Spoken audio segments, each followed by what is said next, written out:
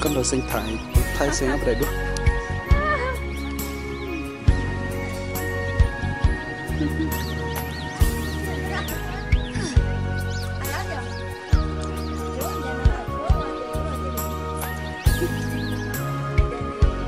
Có tụi xài mua tụi chí này, có tụi có mua nhà đó.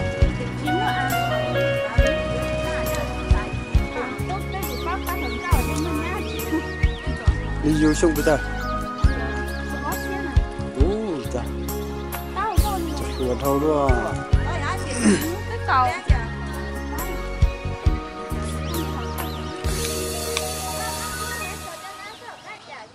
Nó biết ngu rồi.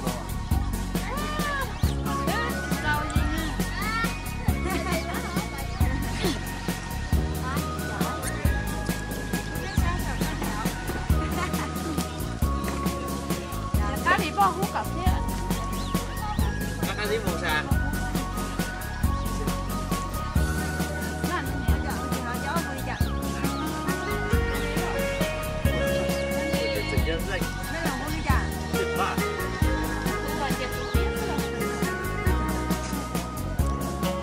Cho nó nhiều phút tới chết xuống.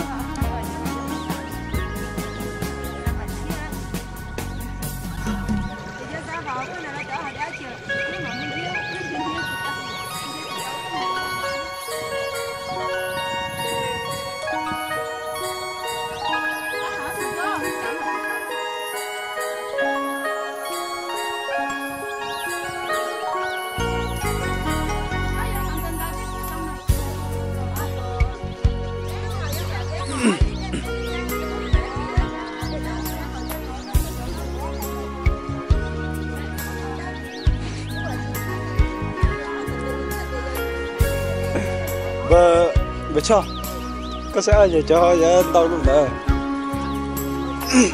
có sẽ giờ cho họ giờ ăn đâu đấy này, bây giờ lẩu họ ấy thắt lẩu họ ấy thắt lẩu chút cho nữa.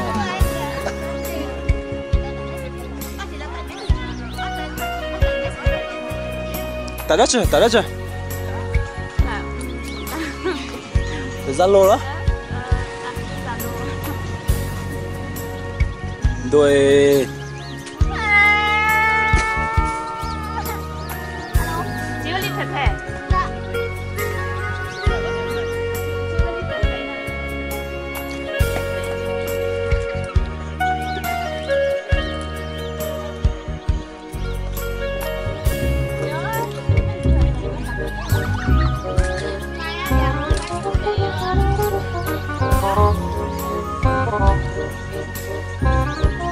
Gì đó chưa?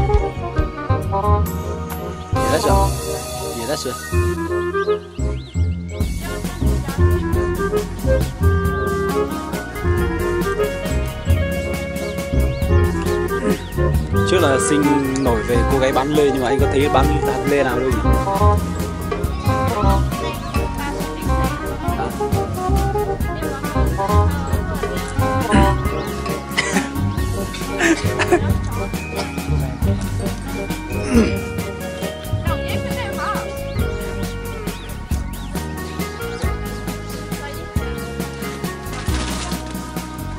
Bây giờ gọi là cô gái bán gì hả Sinh? Sinh ơi, Sinh gọi là cô gái đạt tình nhé.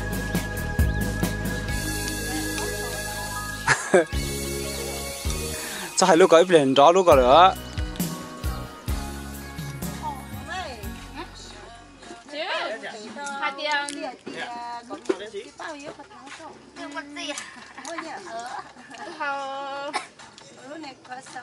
Hổ cọc thế? Cái to hơn lo à? Này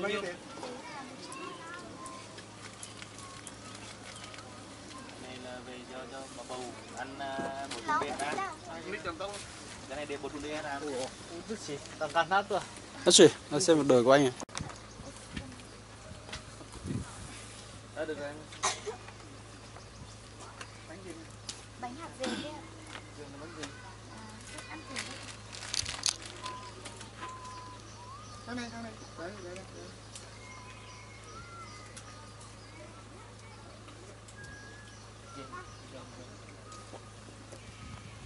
quay máy bán hàng nhá.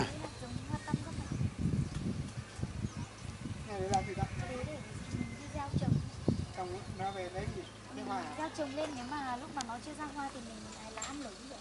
Không thì có hoa rồi thì mình mới là giống của nó. Ăn hai gì? Cái đấy là đậu đậu. Đậu gì? Đậu đỏ. Cái đấy về Ninh Xuân ăn. Đây này. Cái đấy là đậu đen. Có sao cái đầu này nó cái đầu quên rồi đó.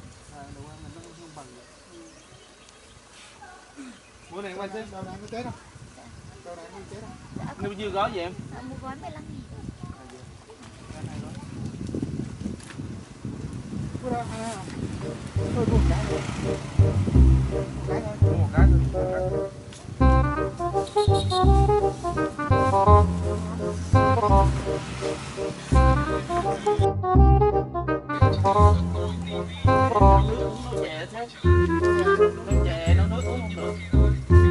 Mày nói to rồi mày. Bé thế.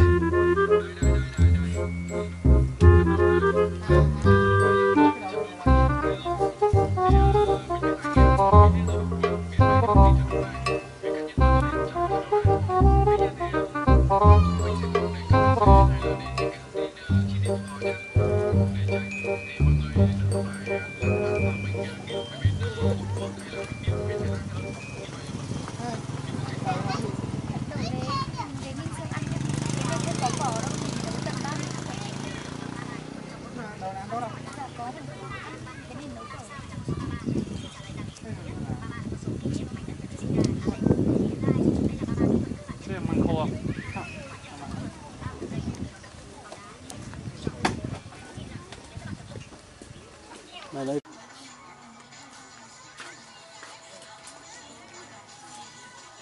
Cho anh xem mà em xem bài nhảy gì. Cho anh xem mà em xem bài nhảy gì.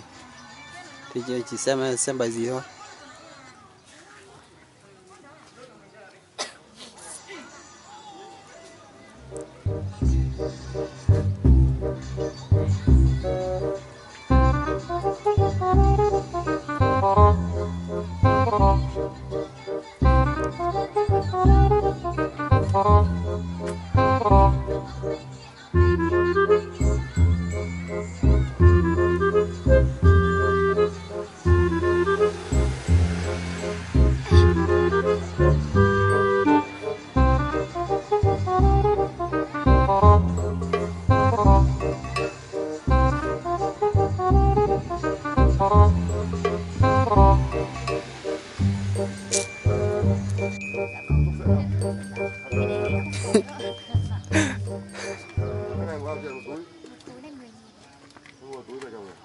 Trông nó được gì mình chồng.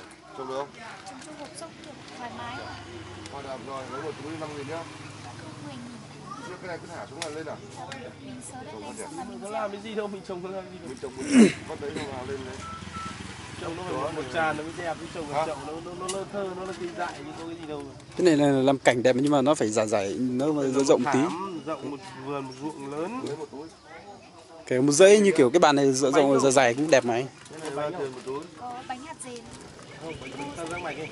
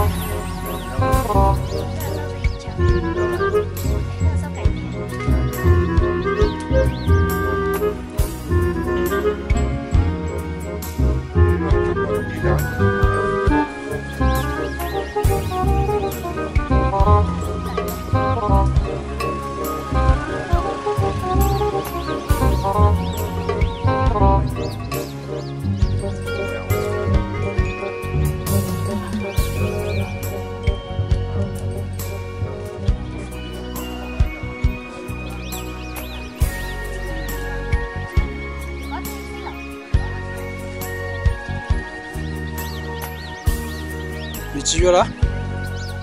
Mày, đừng có vô.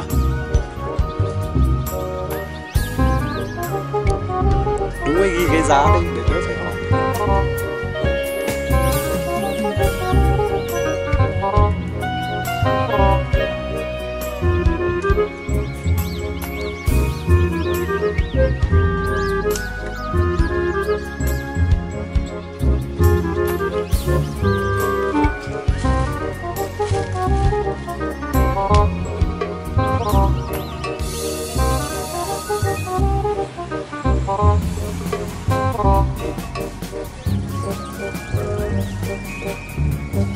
Em học nhảy được bao lâu rồi? Hả? Lâu vậy.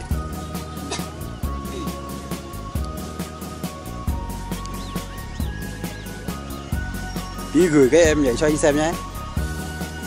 Tí em gửi cái mà em nhảy cho anh xem nhé.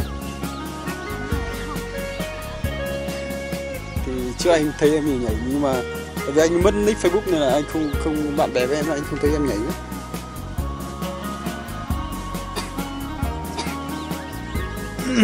Bây giờ đi vào trường.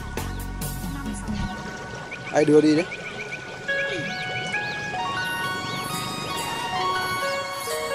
Tuần trước em về không?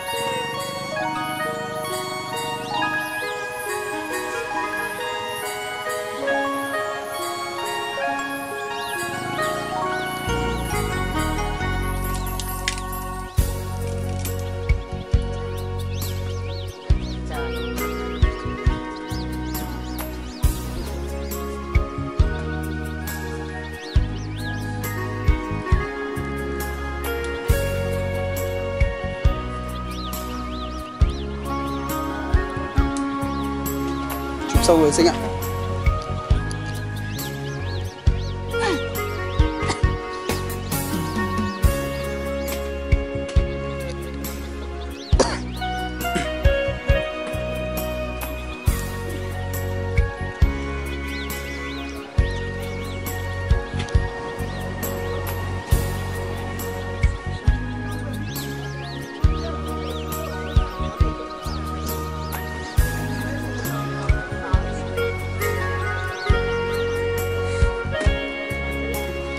Chụp được rồi.